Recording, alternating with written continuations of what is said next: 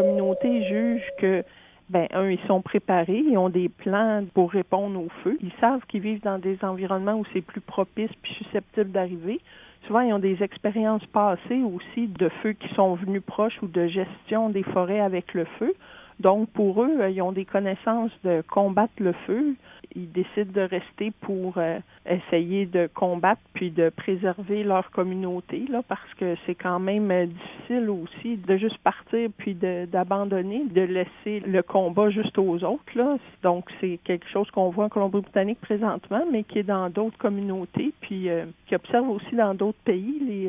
Les chercheurs ont des collaborations avec des gens de l'Australie. Oui, entre autres, parce que oui, il y a des feux de forêt là-bas. Oui, ils ont souvent des feux de forêt. Puis là aussi, il y avait beaucoup de gens qui voulaient rester. On peut parler dans les communautés autochtones, mais souvent pour les fermiers puis les gens en milieu rural, c'est important. Et puis ils sont habitués aussi de s'organiser par eux-mêmes souvent. Donc, pour eux, c'est une chose de plus qu'ils voient qu'ils sont capables de défendre leur terrain puis leur bien. Donc, ils ont des politiques pour aider un peu à faciliter ça, puis à responsabiliser les gens, parce que il faut se préparer quand même si on a l'intention de faire ça. Qu'est-ce qui est fait jusqu'à maintenant? Parce que je pense que vous avez parlé d'une collègue là qui travaille. Il y a un site web qui s'appelle First Nation Wildfire.